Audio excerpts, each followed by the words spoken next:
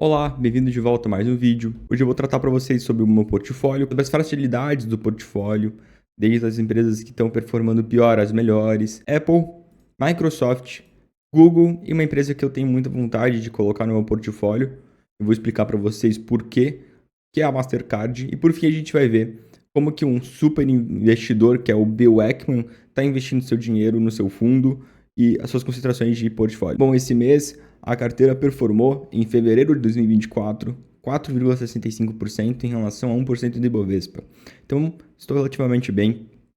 Penso que ela está performando muito bem, uma rentabilidade de 54%. Quando eu pego os ativos que eu estou investido, eu vejo que eles são ativos de extrema qualidade, por mais que eu esteja bem concentrado em cada um deles, e eu sei disso.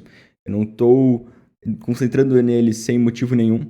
Eu estou concentrado neles porque eu acredito na tese, porque eu acredito na empresa e eu penso que essa concentração em empresas que eu realmente acredito pode me trazer retornos melhores. Eu já tive mais de 50 empresas na carteira e eu vi que, na verdade, eu não conseguia seguir e estudar a fundo essas empresas. Então, muitas vezes eu tinha alguns lixos dentro da carteira que ficava apodrecendo o resultado dela. Então, eu preferi fazer uma pesquisa muito detalhada, ter teses muito bem definidas para que eu chegasse dentro dessa empresa e eu não tivesse surpresas. Claro que é sempre importante diversificar, é sempre importante ter 10 ativos ou mais, por exemplo, para que você não precisa correr o risco sistêmico do mercado, que é, por exemplo, dar uma queda geral ou acontece algum tipo de problema com uma ação específica, como aconteceu com o IRB, com o Oi, que teve alguma fraude, por exemplo, contábil, com Americanas, e eventualmente todo o teu patrimônio se vai. Então é importante ter um nível de diversificação. Então, no caso aqui, eu tenho algumas empresas, e são empresas com vantagens competitivas muito claras para mim.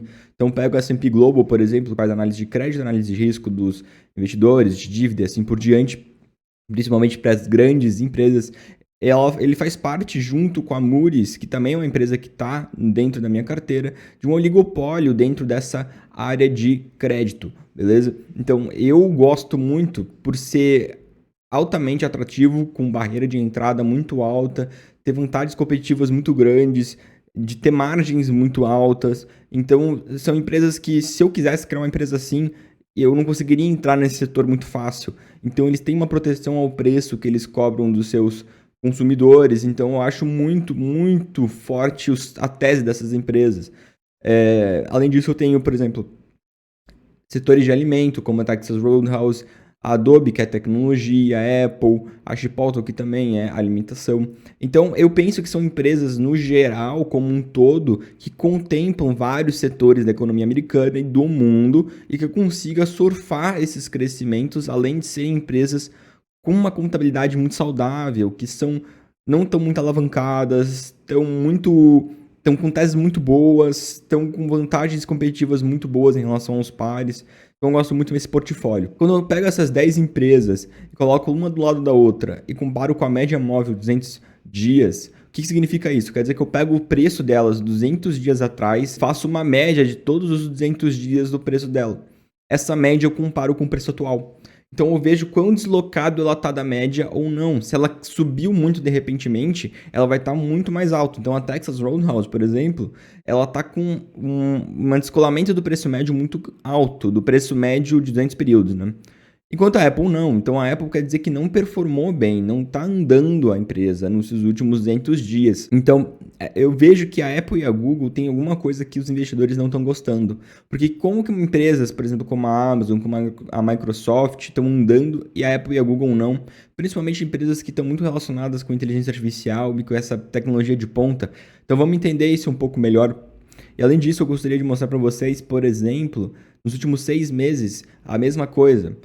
Apple e Google caindo, de certa forma, Apple caindo 5,17% e Google subindo 0,94%, praticamente, né, sem subir. Então são empresas que eu quero entender o que está acontecendo para ver se isso aqui está impactando na tese das duas empresas ou não. Ao mesmo tempo eu vejo que as empresas de alimento, olha que loucura, o setor alimentício, como a Chipotle e a Texas Roadhouse, são as que melhor performaram nos últimos 6 meses, comparado com todas as outras empresas de tecnologia. Então, são setores que a gente não consegue ficar muito de fora, principalmente quando tem empresas tão boas dentro delas. Dentro aqui da Apple, tem ficado mais ou menos de lado, cresceu 16%.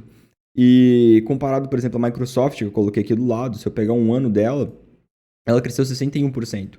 Então, entre 16% e 61% para empresas que são muito parecidas, de certa forma, eu tenho que entender por que está acontecendo isso. E eu acho, hoje a Microsoft, inclusive, melhor que a Apple. Eu acho que tem uma qualidade intrínseca muito boa. Mas por que então não tem Microsoft? Porque eu penso que ela tá cara. Eu penso que hoje, no preço atual, sendo negociada a 36 de PL, é muito cara. Comparado à Apple, que está negociada a 27. Eu penso que a Microsoft está cara. Eu só adicionaria a Microsoft um dia no futuro se ela voltasse para uma região de preço que fosse atrativo, que tivesse múltiplos melhores. Então, eu gosto de medir, em vez de pelo PL, eu gosto de medir pelo Free Cash Flow Yield, que é o yield que eu compro dentro da empresa de fluxo de caixa em relação ao preço atual. Então, na Apple está 3,82 e a Microsoft está 2,17. Então, quer dizer que a Microsoft está mais cara. Eu compro um yield menor quando eu estou comprando uma ação de Microsoft. Então, quando esse yield voltasse por volta do 3% ali, eu já seria mais tendencioso a comprar a empresa. Então, aqui na Apple eu gostaria de mostrar algumas coisas para vocês. Então, o fluxo de caixa livre da Apple nos últimos 10 anos tem crescido 8,37%. Eu não acho isso muito alto, tá? Eu realmente, para uma empresa como, por exemplo, a Microsoft, eu pego o fluxo de caixa dela anual. O fluxo de caixa dela livre anual nos últimos 10 anos tem crescido 9,24%. Então eu penso que a Apple está sendo freada, o crescimento dela está sendo um pouco desacelerado em relação ao que foi no passado. E por isso que os investidores têm negociado ela mais barata do que a Microsoft, que é o par dela. Não é à toa que a Microsoft atualmente passou a Apple em valor do mercado, né? A Apple hoje está negociando a 2,77 trilhões de dólares, enquanto a Microsoft está negociando a 3,09 trilhões. Então a Microsoft chegou a 3 trilhões de dólares e passando a Apple de valor de mercado. E nisso, outra coisa interessante, por exemplo, a Apple está começando a ter um território de dívida um pouco mais forte, enquanto tu pega a Microsoft, ela ainda tem caixa muito maior do que a dívida. Então eu acho essa posição de caixa muito saudável para a empresa. Além disso, quando eu pego a Apple, eu vou ver. Isso é uma coisa legal dela. Ela tem recompra de ações estável. Isso aqui tem trazido retorno bom para a ação. Mas se a empresa não consegue gerar lucros consistentes e maiores, essa aceleração na recompra de ações provavelmente vai começar a fazer uma linha reta. Isso que eu não quero ver para a empresa. Quando eu vou comparar a Microsoft e a Apple, o que eu quero entender? Dentro da Microsoft, a gente tem várias empresas, por exemplo, de cibersegurança, empresas de tecnologia de software. A própria Microsoft em si faz todos os produtos dela como o Office, como o Windows. Eles têm também, por exemplo, eles compraram uma parte do chat GPT ali, né, do OpenAI. Ou seja, eles têm uma porcentagem dentro dessa parte de inteligência artificial.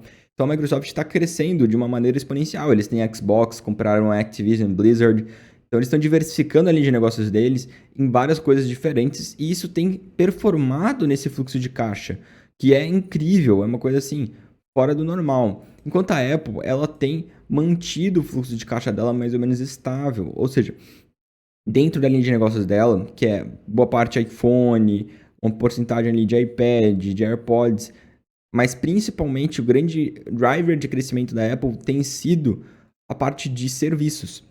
Se você não sabia disso, a Apple traz uma porcentagem de serviços muito grande. Isso é muito interessante para a empresa, porque ela não fica dependendo só de venda física. Ela consegue, digamos, aumentar muito essa parte de serviços, que é o que tem margem grande para a empresa, é o que apresenta bom crescimento. E agora com as vendas do Apple Vision Pro, a Apple tende a entrar num novo segmento de mercado. A gente vai conseguir ver se tem crescimento nesse mercado ou se esse segmento está com baixas margens. Isso a gente vai ver nos próximos trimestres e eu estou muito ansioso para poder descobrir isso dentro do relatório da empresa. Bom, seguindo a análise, agora a gente vai para a Google, uma empresa que também tem performado muito bem nos últimos anos, como eu mostrei para vocês. Mas por que ela não tem performado? Bom, primeira coisa é que a Google tem apresentado ferramentas que têm frustrado os investidores e acionistas pela má qualidade delas. Então, tu pega Gemini, que é o antigo Bardo da Google, que é a inteligência artificial dela, que é a que ela está tentando desenvolver para competir com o ChatGPT. Quando eles lançam, eles fazem uma propaganda gigantesca. Parece uma coisa assim de outro mundo, de qualidade. Daí você chega na hora e descobre que não é bem assim. Então, eles foram acusados de fraudar resultados e divulgar resultados que não eram reais dessa inteligência artificial e, consequentemente, as pessoas acabaram não gostando disso e isso foi impactado no preço da ação. Então, nos últimos 6 meses, foi um dos motivos porque a Google não foi andando para frente, porque ela não teve aumentos de múltiplos. Porque uma empresa pode ou subir aumentando o lucro dela, porque daí o preço da ação sobe proporcional ao lucro, ou ela pode subir em valuation, ou seja, se eu espero que a Google vai subir muito, ou o lucro dela vai aumentar muito nos próximos 10 anos, eu vou precificar isso a valor presente. Então, mesmo o lucro dela estando o mesmo hoje, eu consigo negociar ela lucros muito maiores pelo esse crescimento. Então, se ela não vai apresentar esse crescimento da inteligência artificial, obviamente que eu vou precificar ela mais baixo. Então, tu vê que o fluxo de caixa do Alphabet, que é da Google, está em 4%, que é extremamente barato, é mais barato que a Apple. Então, eu acho essa empresa extremamente barata dentro das Big Techs. Se eu não me engano, a mais barata dentro delas. O fluxo de caixa da Google é muito melhor do que as outras, por mais que tenha uma diluição por stock-based compensation, né, por vendas de ações dentro da própria empresa para pagar funcionários, a gente vê que tem um crescimento de por volta de 20%. Isso é muito bom. A empresa tem conseguido performar e trazer valor para o acionista ao longo do tempo, mas a gente vê que desde 2021 ela não tem saído do lugar. A gente espera que ela vá sair do lugar para poder a empresa continuar subindo.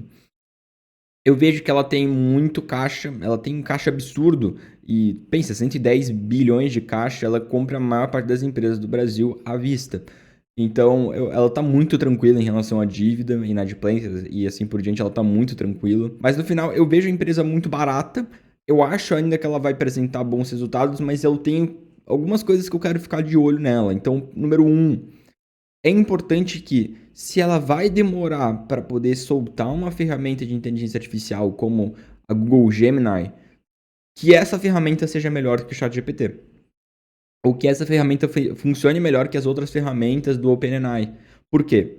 Porque essas outras empresas são grupos muito menores, só que elas atuam com muita mais rapidez. Então, por exemplo, agora nos últimos meses, a OpenAI postou uma ferramenta que produz vídeos por inteligência artificial que são incríveis. Só que você vê que tem muitas falhas dentro dos vídeos. Então eles postam uma coisa inovadora, mas que está cheio de defeito. O que eu espero da Google é que ela demore mais tempo para gerar essas ferramentas, mas que quando ela entrega essas ferramentas, que elas venham com qualidade, que elas venham sem erros e que sejam melhores que os concorrentes. Então, se a Google não consegue fazer isso, ela tem que então entrar pro time de inovação que vai conseguir o mais rápido possível soltar essas ferramentas e depois melhorando elas. E não esperar para soltar elas depois, ainda com um monte de problema. Então é isso que eu estou esperando da Google. E agora na Mastercard, é uma empresa que eu gostaria de adicionar na carteira se o preço dela recuar. E por que isso? Então, quando eu pego aqui o preço, eu vejo que ela está em máximas históricas. E eu não tenho muita coragem de comprar uma empresa como a Mastercard em máximas históricas. Então, nesse caso, especificamente da Mastercard, eu vou esperar ela recair um pouco de preço e os múltiplos descerem um pouco para eu conseguir comprar ela. Afinal, ela está negociando a 40 de PL. Beleza? O fluxo de caixa dela é extremamente saudável, tem crescido 11% ao ano já há muito tempo, desde 10 anos atrás. Ela não dilui o acionista, então comparado à Google, ela está muito bem, ela não realmente dilui o acionista. E ela tem pago os dividendos recorrentes maiores todo ano, então outra coisa muito legal da empresa, ela não é muito endividada, então ela é super tranquila nesse sentido, não tem grandes problemas de endividamento. Ela recompra muitas ações, então você vê que ela tem uma média de 2,47%. Isso aqui é como se estivesse sendo retornado em dividendos para você. Então, 2,47% ela está devolvendo para você, mais 0,5%. Então, a gente tem 3% sendo retornado mais ou menos para o acionista. Beleza? O lucro por ação também está crescendo bastante. Então, é uma empresa que tem a contabilidade perfeita. E além disso, uma coisa que eu acho legal de falar é que é uma empresa que dentro do setor que ela tem uma qualidade intrínseca muito grande. Ainda tem muito para crescer. Dentro dos outros mercados como a Ásia e a África, a Mastercard está muito pouco distribuída. Comparado à Visa, por mais que ela não esteja dentro dos Estados Unidos da mesma maneira que a Visa está muito mais presente dentro dos Estados Unidos, a Mastercard tem se desenvolvido no redor do mundo, né? Principalmente na Europa e agora na América do Sul. Tem muitos cartões que são Mastercard. E eles têm pequenas taxas em cima de cada transação que eles fazem. Então, eles deixam as transações mais seguras, possibilitam que você consiga benefícios com isso. Então, se você não sabia, teu cartão de Mastercard tem benefícios que a maior parte das pessoas não conhece e que são muito incríveis, eles realmente possibilitam várias coisas. É um dinheiro que você perde se você não utiliza. E dentro disso, você paga pequenas corretagens, pequenas taxas. Dentro disso, você paga as pequenas taxas para a empresa e ela consegue gerar caminhões de caixa muito grandes. Então, é uma empresa que eu gostaria de adicionar ainda na carteira e vários super investidores têm ela em carteira. E agora, indo para os super investidores de hoje, o Bill Ackman vai ser o caso que a gente vai analisar. Então, ele administra um portfólio de 10 bilhões de dólares do fundo Pershing Square Capital Management. Então, a gente tem aqui qual que era a posição acionária desse fundo dia 31 de dezembro de 2023. Então, ele tinha 18% em Chipotle, 17% em QSR, que é Restaurant Brands International, Hilton, Howards, e aqui eu acho interessante, ó, ele tem 12 mais 5% em Google. E além de ter 11% em Canadian Pacific. São empresas que eu tenho. Eu tenho a Chipotle, eu tenho a Google e eu tenho Canadian Pacific. Então, é uma tese, o mesmo investidor que administra um fundo de 10 bilhões de dólares tem as mesmas teses que eu tenho e concentra porcentagens muito grandes dentro dessas empresas. Então, a Chipotle tem crescido um monte, deve ter sido porque ele reduziu um tanto. E a Google, já que não tem crescido e performado muito bem, ele deve ter mantido estável. Mas então, o que o Bill Ackman ele pensa?